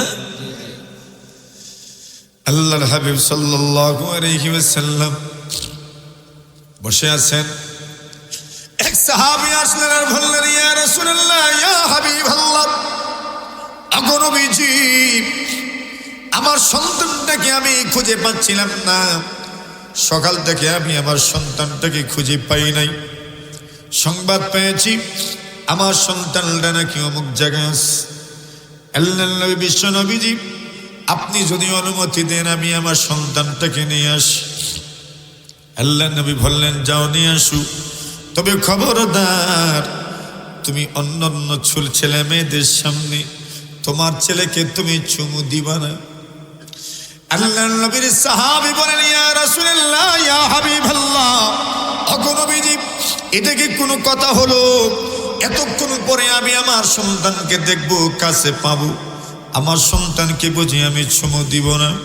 আল্লাহর নবী বলেন, বাড়িতে নিয়ে আসার পরে যত ইচ্ছা দিও, অন্যান্য সন্তান যখন সামনে থাকবে, তুমি তো জানো না কোন সন্তানের বাবা নাই, কোন সন্তানের মা নাই, তুমি যখন চুমু দিবে ওই সন্তানটা তার দিকে তাকায় থাকবে আর মনে মনে ভাববে, আমার বাবাও যদি থাকতেন আমাকে এমন ভাবে চুমু দিতেন। অথবা কোন সন্তান এমন আছে যেই সন্তান বাবার আদর পেয়েছে কিন্তু এখন বাবা না, আল্লাহর বান্দার মনে হয়ে যাবে, আমার বাবা যখন ছিলেন আমাকে এইরকম আদর করতেন, এখন নাই আমার বাবা, তার কষ্ট হবে। পাশে ইহুদি বসা ছিলেন। আল্লাহর নবীজিকে বলেন, মুহাম্মদ, এতটুকুই বুঝি ইসলাম, তবে আর দেরি কেন, এই মুহূর্তে মুসলমান হয়ে যেতে চাই। যেই ধর্মের নবী এতটুকু বিষয় খেয়াল করেন, সেই ধর্মের চাইতে মানবিক ধর্ম আর কি বা হইতে পারে? সুবহানাল্লাহ। মেরে মুহতারাম হাজরিনে কেরাম, কিছু বুঝলেন আমাদের কথা? একজন ইয়েতিমের এত মর্যাদা। আল্লাহ বলছেন, ওয়ালা তাকরাবু মালাল ইয়াতীম। আল্লাহ বলছেন, ইয়েতিমের সম্পদ তুমি গ্রাস করবে, আত্মসাৎ করবে দূরের কথা। আল্লাহ বলছেন, ওয়ালা তাকরাবু মালাল ইয়াতীম, তুমি ইয়েতিমের সম্পদের দ্বারে কাছেও যেও না। সুবহানাল্লাহ। খাইবেন দূরের কথা, দ্বারে কাছেও যাইতে নিষেধ করছে। কথা বুঝছেন? আল্লাহ তাআলা আদম আলাইহিস সালাতু ওয়াস সালাম এবং হাওয়া আলাইহিস সালাতু ওয়াস সালামকে যেমন ভাবে বলেছিলেন, ওয়ালা তাকরাবা হাযিহিশ শাজারা, আল্লাহ ওই গাছের ফল খাইতে নিষেধ করেন নাই। আল্লাহ বলেছেন ওই গাছের নিকটেও যাবে না, ওই গাছের নিকটেও তোমরা যাবে না। সুবহানাল্লাহ। কেন? নিকটে গেলে তো ফল খাইবার মন চাইবে, নিকটে যাবেন না, ফল খাও কথা চিন্তায়ও আসবে না। সুবহানাল্লাহ বলে, যেই জিনিস তোমাকে গুনাহের দিকে নিয়ে যেতে পারে সেই জিনিস থেকেই দূরে থাকতে বলা হয়েছে। আল্লাহ বলেন, ওয়ালা তাকরাবা হাযিহিশ শাজারা ফাতাকুনা মিনাজ জালিমিন। আল্লাহ বলছেন, যদি তোমরা দুজন এই গাছের নিকটে চলে যাও, আল্লাহ বলছেন দুজন জালিম এবং ফাসিকদের অন্তর্ভুক্ত হয়ে যাবে। আল্লাহ বলেন, ওয়ালা তাকরাবু মালাল ইয়াতীম, তোমরা ইয়েতিমের সম্পদের দ্বারে কাছেও যেও না, তোমরা ইয়েতিমের সম্পদের দ্বারে কাছেও যেও না। কেন বলছেন? সম্পদ খাইবেন দূরের কথা, ইয়েতিমের সম্পদ আত্মসাৎ করবেন দূরের কথা। আল্লাহ বলছেন, ইয়েতিমের সম্পদের দ্বারে কাছেও তোমরা যেও না।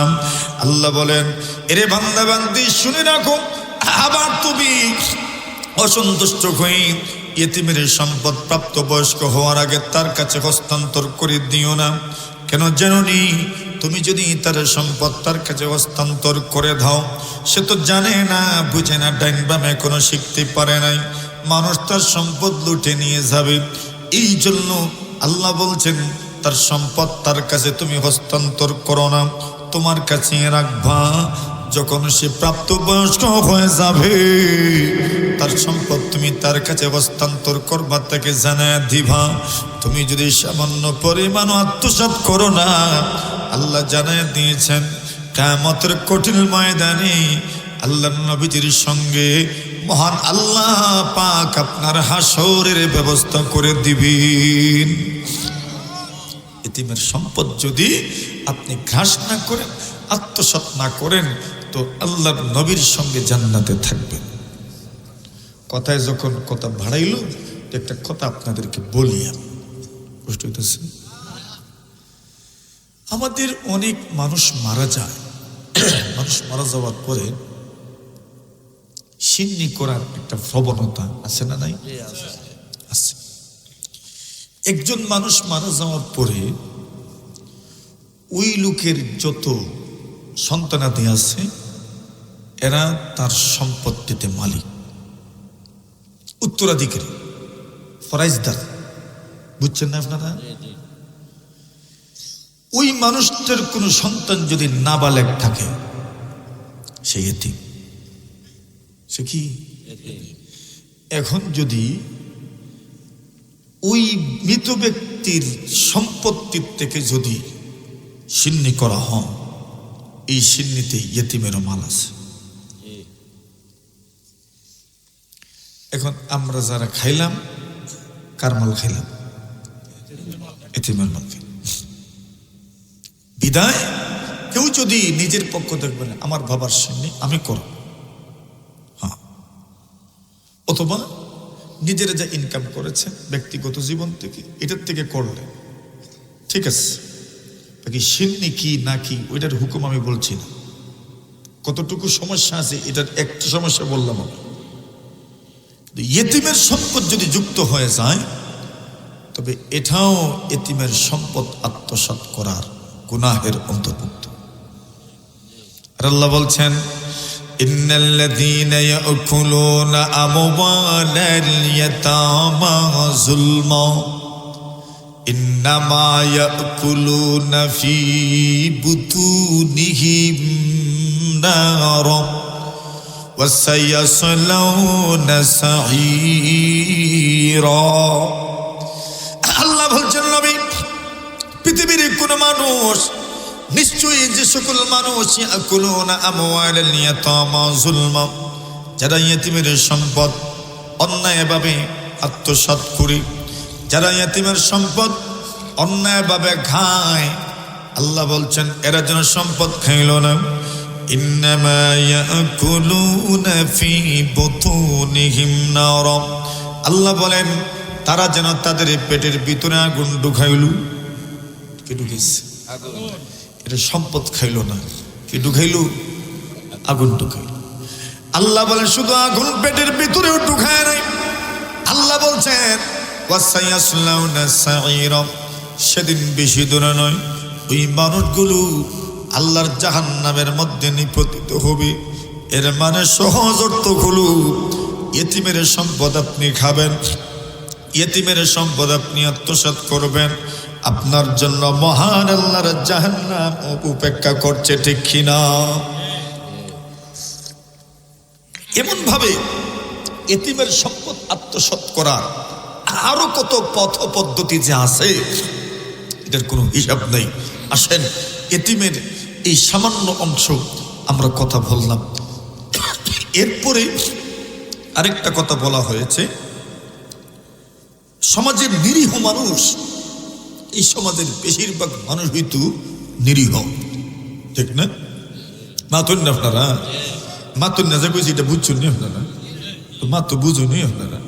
আচ্ছা, আমার সিলেটের অংশ এটা তো বুঝি আমি এখন, হ্যাঁ এটা তো জানি। এখন দেখেন, নিরীহ মানুষ, এদের প্রতি সমাজের দায়বদ্ধতা কি, আর সমাজের বড় যারা, এদের দায়বদ্ধতাটা কি, এই কথাটা বোঝার চেষ্টা করে না। নবী আকরাম সাল্লাল্লাহু আলাইহি ওয়াসাল্লাম ওহীপ্রাপ্ত হলেন, মনে আছে না? জিবরিল কয়বার চাপ দিয়েছেন? তিনবার চাপ দেওয়ার পরে কোথায় নূরের তৈরি ফেরেশতা চাপ দিয়েছেন, আর নবীজি চাপটা সহ্য করেছেন। বুঝাই তো যাচ্ছে চাপটা যেমন তেমন ছিল না। নবীজি বলছেন, হাত্তা বালাগা মিন্নির জুহুদ, মানে আমি কষ্টের শেষ সীমায় পৌঁছে গিয়েছিলাম, এই পরিমাণ চাপ দিয়েছেন জিবরিল আমিন আলাইহিস সালাতু ওয়াস সালাম। আও একবার না, কয়বার? তিনবার। 3বার চাপ দেওয়ার কারণে আমার কাছে মনে হয়েছে আমি বাঁচবো নাকি মারা যাব। আল্লাহর হাবিবের সাহাবায়ে কেরাম বলেন, নবীজি খাদিজাতুল কুবরার কাছে আসলেন। কিভাবে আসলেন? আল্লাহ রাসূল সাল্লাল্লাহু আলাইহি ওয়াসাল্লামের কাঁধ কাঁপছিল। আল্লাহর হাবিবের স্কন্ধ কম্পমান, অথবা কোনো বর্ণনায় পাওয়া যায় আল্লাহর নবীদের দিলের মধ্যে কম্পন শুরু হয়ে গেছে। আল্লাহর নবী বলছেন, লাকাদ খাশিতু আলা নাফসি, খাদিজা গো আমাকে কমল দাও। কেন? লাকাদ খাশিতু আলা নাফসি, আমার কাছে বড় ভয় লাগছে, আমি বাঁচবো নাকি মারা যাব, আমার কাছে বড় ভয় লাগছে। খাদিজা তুমি আমাকে কম্বল উড়াইয়া দাও। কম্বল কেন উড়াবেন? যখন ওহী নাজিল হয় নবীজি পুরাটা ঘেমে যেতেন। সুবহানাল্লাহ বলেন। আম্মা যারা এসে বলেন, ওয়ালাকাদ রাআইতুহু ইয়ানজিলু আলাইহিল ওয়াহয়ু ফিল ইয়াউমি শাদীদিল বারদ ওয়া ইন্না জাবিনাহু লায়াতাফাসসাদু আরাকা। আম্মা জান বলেন, প্রচন্ড শীতের রাতে আল্লাহর নবীজির কাছে যখন ওহী আসতো, আল্লাহর নবীজিকে আমি গামতে দেখেছি। আচ্ছা বলেন না, গামার পরে গামতে গামতে মাতুন না যেফনা গামতে গামতে ভিজে যায়, ভিজার পরে ঠান্ডা লেগে যায়। ওই অনেক হাদিসের আমি বই পড়ি তো দূর করে দিচ্ছি আপনাদের। আল্লাহর নবী ঘেমে যেতেন, ঘামলে পরে আবার কেন কমলের দরকার পড়লো, কেন কমলের প্রয়োজন পড়লো? খাদিজা কেন, খাদিজাকে কেন বললেন জাম্মিলুনি জাম্মিলুনি, খাদিজা গো আমাকে কমল উড়ায় দাও, আমাকে কমল উড়ায় দাও। আম্মা জান বলেন, নবীজি ঘেমে যেতেন, তবে ঘামলে পড়ে কি কমল উড়ে কেউ? না না, ঘামলে পড়ে তো কমল উড়ে না। আল্লাহর নবী বলেন, আল্লাহর হাবিব সাল্লাল্লাহু আলাইহি ওয়াসাল্লামের স্ত্রী খাদিজা, ওনার কাছে নবীজি কমল চাইলেন। কেন? গামার পরে শরীরে ঠান্ডা লাগে। আমাদের অনেকের সন্তানাদির ঠান্ডা লেগে যায় গামের থেকে, এই জন্য সন্তানাদির ব্যাপারে খেয়াল রাখতে হয় যেন বুক না ঘামে, পেট যেন না ঘামে। ঠিক না ঠিক? আল্লাহর নবী বিশ্ব নবীজি খাদিজাকে বললেন, খাদিজা গো জাম্মিলুনি জাম্মিলুনি ইয়া খাদিজা, খাদিজা গো কমল দাও, কমল দাও, আমার কাছে বড় ভয় লাগছে, আমি বাঁচবো নাকি মারা যাব। খাদিজাতুল কুবরা কমল দিলেন, সাথে সাথেই জানায়া দিলেন, কাল্লা ওয়াল্লাহি মা ইউখজিকাল্লাহু আবাদা। ওগো মুহাম্মদ, আপনি বলছেন আপনার বড় ভয় লাগছে, আপনি বাঁচবেন নাকি মারা যাবেন? খাদিজা বলেন, আপনাকে আল্লাহ কোনো দিন বেইজ্জত করবেন না। জোরে বলেন, আরো জোরে। হযরত খাদিজা বলতে চাচ্ছেন, মৃত্যু দিবেন দূরের কথা, আল্লাহ পাক মৃত্যুর পূর্বের যে ব্যাপারগুলো আল্লাহ আপনাকে লাঞ্ছিত করবেন না। এত কনফিডেন্স নিয়ে, এত আত্মবিশ্বাস নিয়ে স্ত্রী ঘরণী কেমনে বললেন এই কথা? এর পিছনে কারণ হলো উনি নবীজিকে যেভাবে দেখেছেন, এই ব্যাপারটাই ওনার অন্তরে এই বিশ্বাস সৃষ্টি করেছে, মুহাম্মদ আল্লাহ তাকে বেইজ্জত করতে পারেন। কেন? নবীজি করতেনটা কি? আল্লাহর বান্দি নিজেই বলছেন, এই দুনিয়াতে স্ত্রীদের মুখ থেকে স্বামীর প্রশংসা এত সহজ মনে করেন না। কথা কোন ঠিক না? যারা বিয়া শাদী করে বুড়ো হয়ে গেছেন, এরা জিগাই, আমরা তো নতুন নতুন, বেশি থেকে বেশ 10-12 বছর হয়েছে, আর কেউ তো 2-3 বছর, যারা বুড়ো হয়ে গেছে। आदम के लिए फख्र ये आली नसबी है, आदम के लिए फख्र ये आली नसबी है, मक्की मदनी हाशिमियों मुत्तलबी है, मक्की मदनी हाशिमियों मुत्तलबी, ला इलाहा इल्लल्लाह,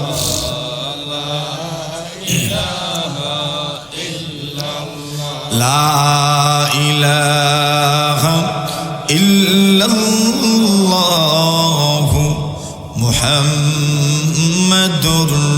রাসূলুল্লাহ। আসুন বন্ধুরা আমার, বাবারা আমার, খাদিজাতুল কুবরা রাদিয়াল্লাহু তাআলা আনহা বললেন, কাল্লা ওয়াল্লাহি মা ইউখজিকাল্লাহু আবাদা, আল্লাহর কসম, আল্লাহ আপনাকে বেইজ্জত করতে পারেন না, লাঞ্ছিত করবেন না, বঞ্চিত করবেন না। এর কারণ হলো ইন্নাকা লাতাসিলুর রাহিম, আপনার প্রথম নম্বর গুণ হচ্ছে আপনি আত্মীয়তার সম্পর্ক জুড়ে রাখেন। সুবহানাল্লাহ বলেন। 2 নম্বর বললেন ওয়া তাকসিবুল মাদুম, ওগো মুহাম্মদ, এই সমাজের মধ্যে যারা নিরীহ, যাদের কোনো সহায় নাই, সম্বল নাই, আপনি তাদের জন্য উপার্জন করেন। ওয়া তাকসিবুল মাদুম, আল্লাহর নবী আলগো মুহাম্মদ, আপনি সমাজের মধ্যে যারা নিঃস্ব, সহায়, সম্বলহীন, যাদের উপার্জনের কোনো ব্যবস্থা নাই, আপনি তাদের জন্য উপার্জনের ব্যবস্থা করে দেন। ওয়া তাকসিবুল মাদুম ওয়া তাহমিলুল কাল্লাম, আল্লাহর নবীজি বল, আল্লাহর বান্দি খাদিজাতুল কুবরা বলেন, উনি নবী কিনা তাও তো খাদিজা জানেন না, কিন্তু খাদিজা মুহাম্মদের প্রশংসা করতে গিয়ে বলছেন ওয়া তাহমিলুল কাল্লাম, আপনার আরেকটা গুণগুলো, আপনি এই সমাজের জন্য যারা বোঝার মতো হয়ে গেছে, যাদের কোনো কিছুরই ব্যবস্থা নাই, যারা প্রতিবন্ধী, যারা কর্মক্ষম মানুষ, কর্ম করে খাইতে পারে না, এমন মানুষ সমাজে আছে না নাই? কর্ম করে খাইতে পারে না, দৃষ্টি প্রতিবন্ধী, অথবা পাও নাই, অথবা হাত নাই, কর্মক্ষম মানুষ, কর্ম করতে পারে না, অথবা আল্লাহর বান্দা বান্দি যে কোনো কারণে কর্ম থেকে অব্যাহতি নিতে হয়েছে, আল্লাহর বান্দা অ্যাক্সিডেন্টের শিকার হয়ে গেছে, আল্লাহর বান্দি বলেন, ওগো মুহাম্মদ, আপনার আরেকটা গুণ হলো, এই সমাজের কোনো মানুষ কি সমাজের জন্য আপনি বুঝা থাকতে দেন না, ওই মানুষগুলোর আপনি মুহাম্মদ সব কিছুর জিম্মাদারি নিয়ে নেন। নবীজির গুণ বলছেন। এরপরে খাদিজা বলেন, মুহাম্মদ, আপনার চতুর্থ নম্বর গুণ হলো অত্যাকুরিদ নয়ব, আপনি বড় মেহমান নওয়াজ, আপনি মেহমানদারি করতে পছন্দ করেন। আল্লাহর রাসূল সাল্লাল্লাহু আলাইহি ওয়াসাল্লাম মেহমানদারি পছন্দ করতেন, নিজে পছন্দ করতেন, উম্মতকে উদ্বুদ্ধ করেছেন। নবীজি বলেন, মান কানা ইউমিনু বিল্লাহি ওয়াল ইয়াউমিল আখির ফালইউকরিম দায়ফা, কেউ যদি আল্লাহর উপরে বিশ্বাস স্থাপন করেন, সে যেন আল্লাহ তাআলা কোনো বান্দা বান্দি যদি তার ঘরে মেহমান হয়, মেহমানের জন্য সম্মান করেন। খাদিজাতুল কুবরা 5 নম্বর গুণ বললেন ওয়া তাসাদুকুল হাদিস, আপনি একজন মানুষ যিনি সত্য কথা বলেন। 6 নম্বর গুণ বললেন ও তুইনু আলা নাওয়াইবিল হক, আপনার আরেকটা গুণ হলো আপনি বিপর্যস্ত মানবতার পাশে দাঁড়িয়ে যান। সুবহানাল্লাহ। খাদিজা এতগুলো গুণ বর্ণনা করেছেন মুহাম্মদের, এতগুলো গুণ বর্ণনা করে কি বুঝাইতে চাইলেন? নবীজি সমাজবদ্ধতা বুঝতেন, সমাজের দায় ওনার কাছে ছিল, সমাজের নিরীহ মানুষের প্রতি ওনার দায়বদ্ধতা কি পরিমাণ আছে সেটা অনুভব করতে পারতেন।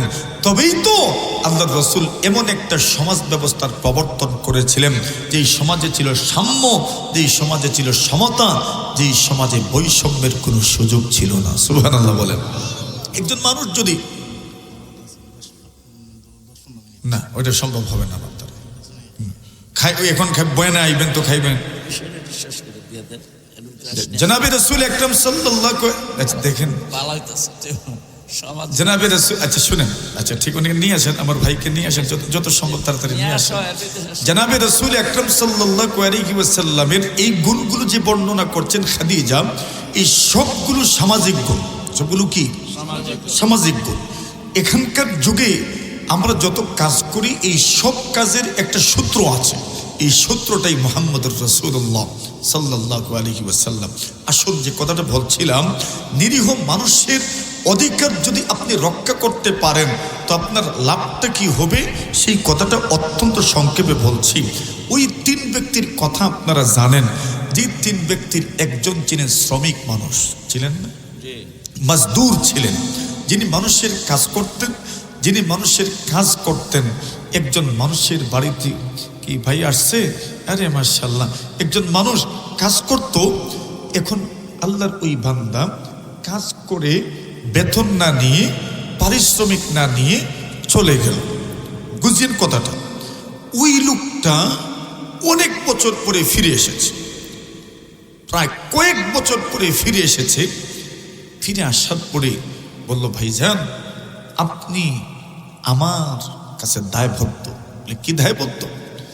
আমি আপনার করে কাজ করেছিলাম, কিছু চাল, গম, ধান অথবা যেটাই হোক সামান্য কিছু বিনিময়ে আমি আপনার করে কাজ করেছিলাম। আমি যাওয়ার সময় পারিশ্রমিকটা নিয়ে যাই নাই। আল্লাহর বান্দা বলছেন, আচ্ছা আমার ভাই আপনি এসেছেন, ঠিক আছে আমি আপনার পারিশ্রমিকটা দিব, তবে পারিশ্রমিকটা আর আমার কাছে ওই রকম থাকে নাই। আপনি যান, মাঠে যান, সেখানে গেলে দেখবেন উট আছে, ছাগল আছে, গরু আছে।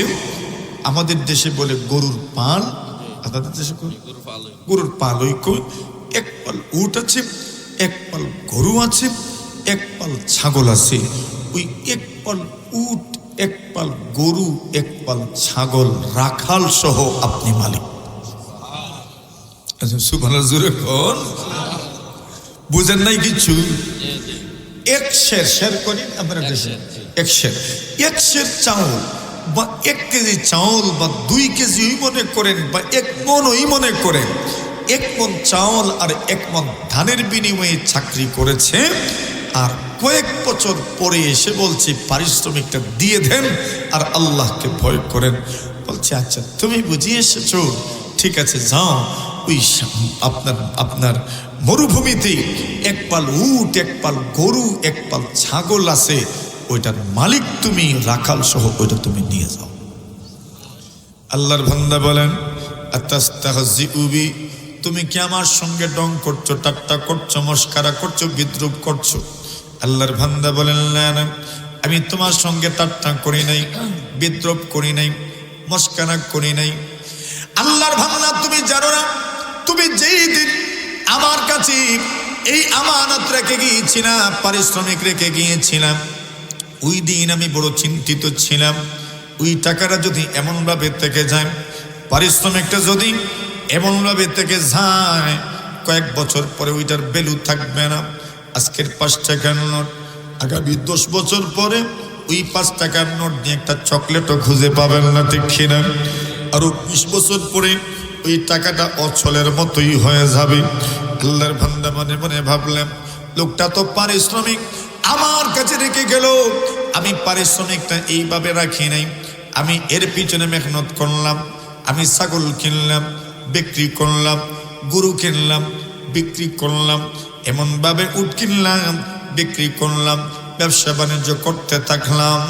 এর বিনিময়ে আজকে 1 পাল উট আর 1 পাল ছাগল, 1 পাল গরু আর রাখালের মালিক আপনি হয়ে গেছেন।